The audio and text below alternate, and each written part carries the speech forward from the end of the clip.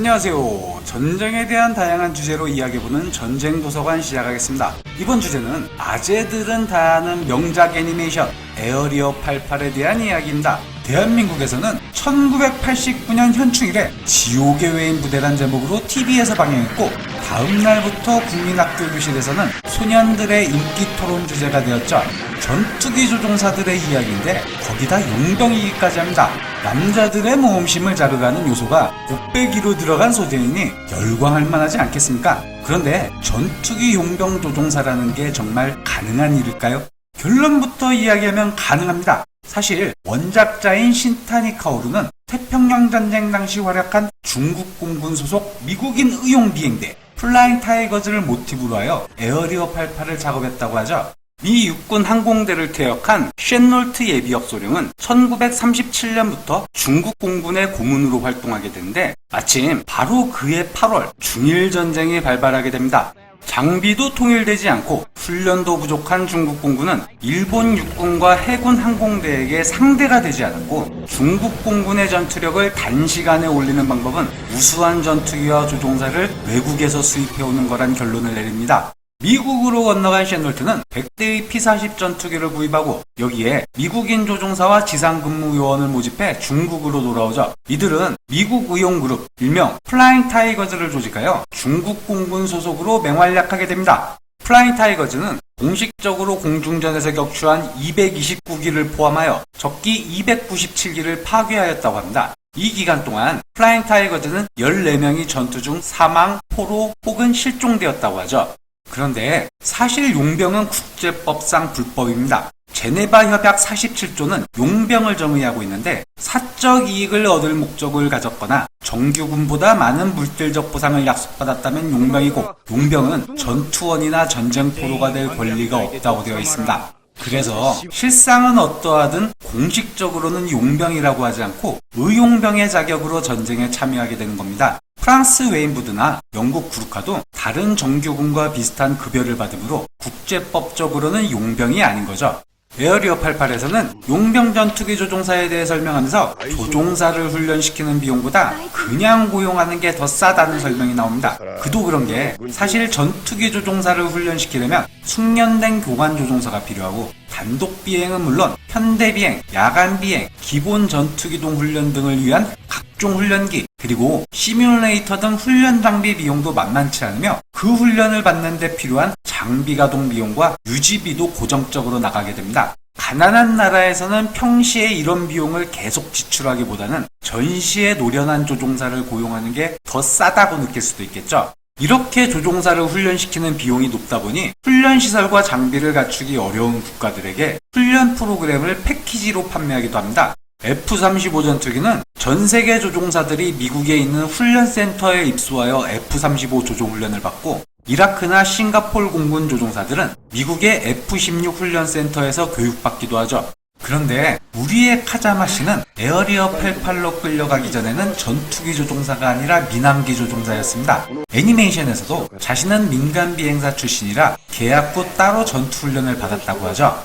그렇다면 카자마 씨는 어떤 훈련을 얼마나 받아야 할까요? 한국 공군의 전투기 조종사 훈련 프로그램으로 비교해 보겠습니다. 민항기 조종 훈련을 받은 카자마 씨는 커리어상 고등과정과 전투기 입문 전환과정 교육을 받아야 합니다.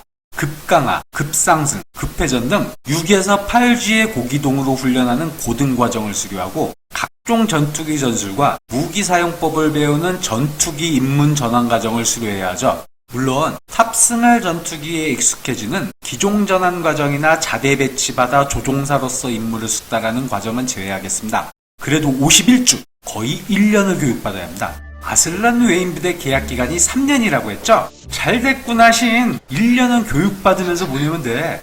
그런데 웨인부대 제대까지 2년 3개월 남았다고 울부짖는 걸 보면 악독한 라운델 소령이 스파르타식 초단기 속성 교육을 시켰나 보네요.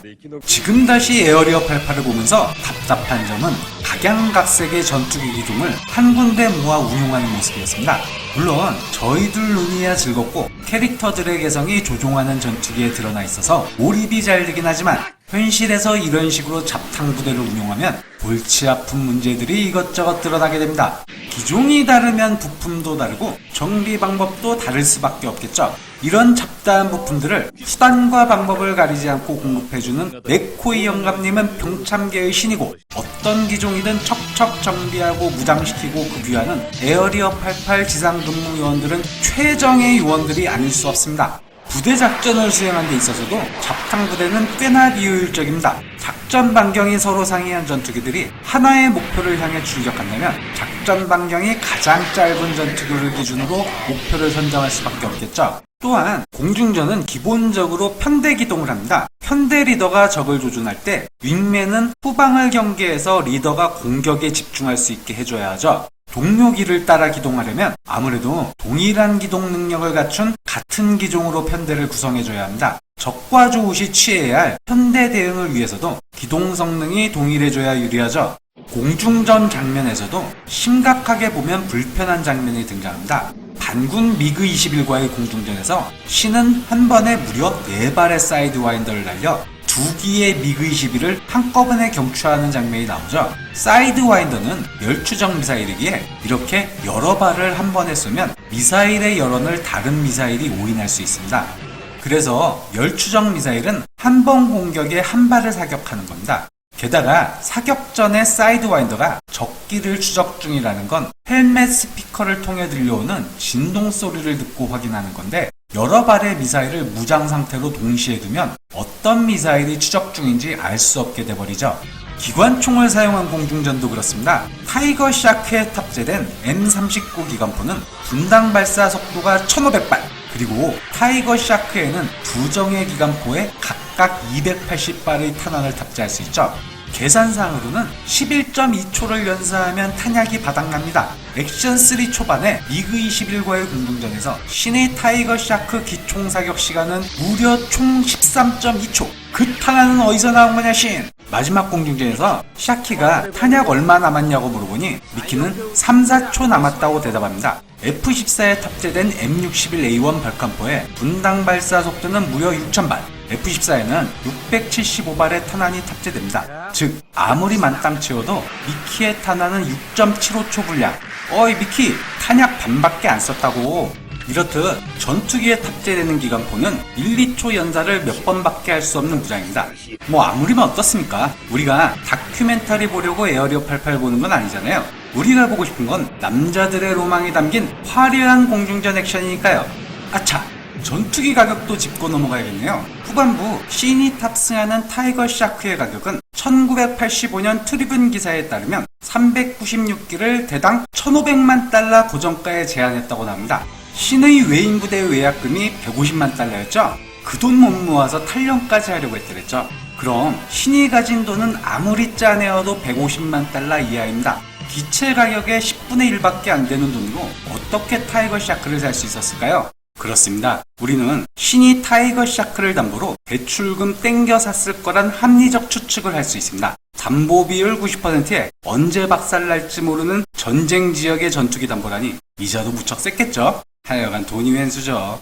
다시 용병 전투기 조종사의 현실로 돌아오겠습니다. 우리가 사는 현재에도 용병 전투기 조종사들이 있을까요? 카다피 정권이 붕괴한 내전 상태의 리비아에서 그 소식이 들려오고 있습니다.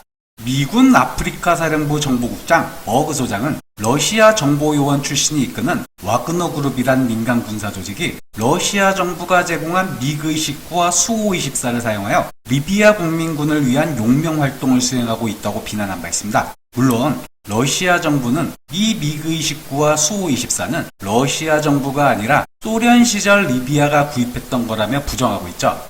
전직 미군군 출신이 리비아 내전에 참전했다가 격추되어 생포되었다는 기사도 있습니다. 제이미 스포너글이란 미국인이 공군에서 사병으로 제대한 후에 비행 면허를 획득하고 리비아 통합정부군을 위해 미라지 F1을 타고 항공작전을 수행하다가 라이벌인 리비아 국민군에게 격추되어 생포되기도 했죠. 지금까지 전쟁도서관이었습니다. 다음에 찾아뵙도록 하겠습니다.